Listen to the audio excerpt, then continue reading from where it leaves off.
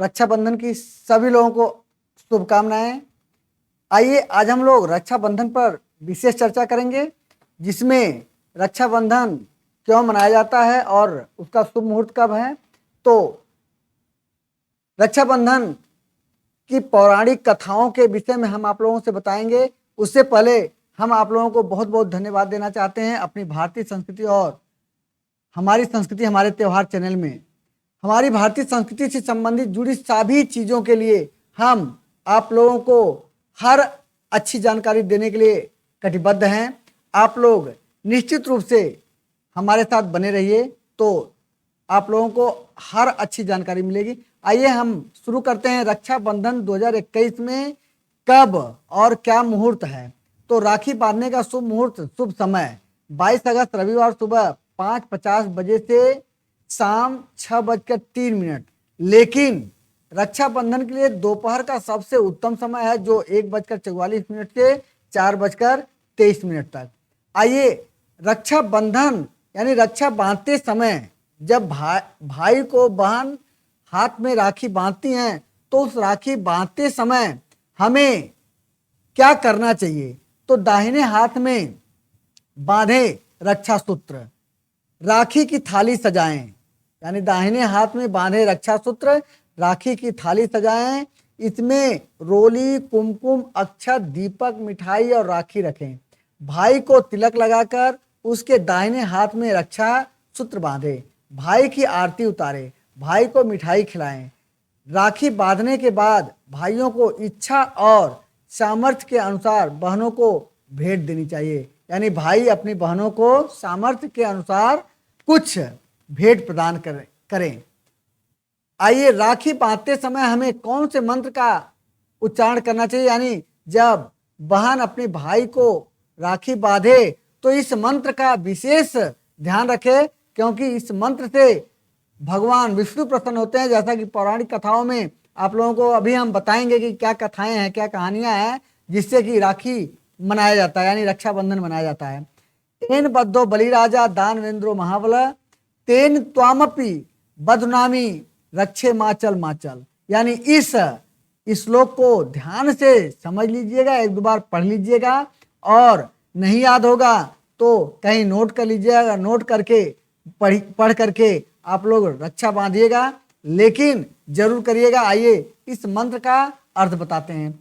जिस रक्षा सूत्र से महान शक्तिशाली राजा बलि को बांधा गया था, उसी सूत्र में मैं तुम्हें बांधती हूँ। हे रक्षे राखी, तुम अड़िग रहना, अपने रक्षा के संकल्प से कभी भी विचलित मत होना। यह रक्षा बंधन का विशेष मंत्र है। और आगे हम आप लोगों को आइए कुछ पौराणिक कथाएं सुनाते हैं।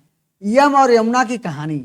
एक लोक कथा के अनुसार मृत्यु के देवता यम ने करीब 12 वर्षों तक अपनी बहन यमुना के पास नहीं गए। इस पर यमुना को काफी दुख पहुंचा। बाद में गंगा माता के परामर्श पर यम जी ने अपने बहन के पास जाने का निश्चय किया।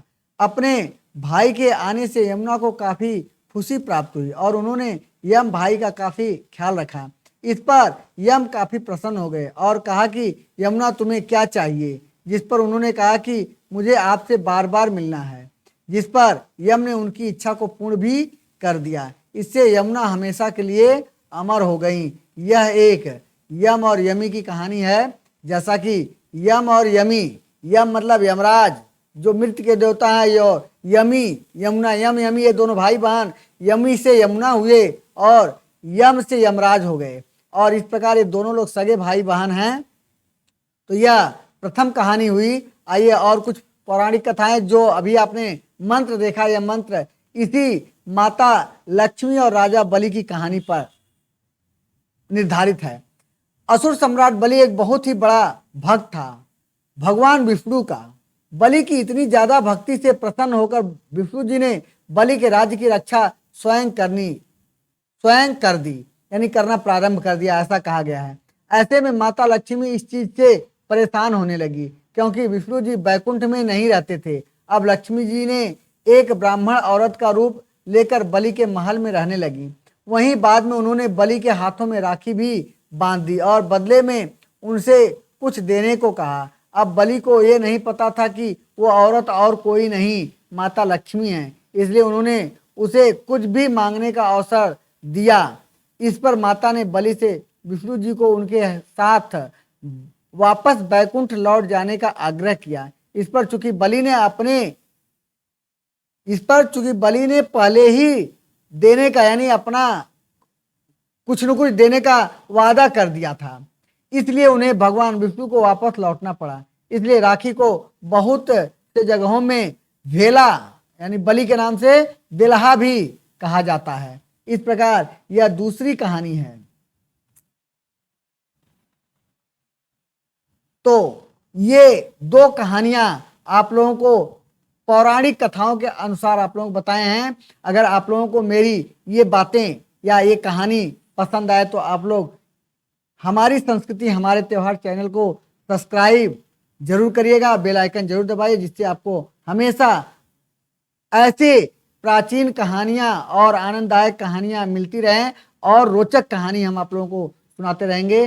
बस आज इतना, फिर आगे हम लोग अगली कहानी के साथ मिलेंगे। तो सभी लोगों को रक्षाबंधन की शुभकामना, सभी भाई बहनों को हमारी तरफ से, हमारे पूरे इस चैनल की तरफ से रक्षाबंधन की शुभकामनाएं।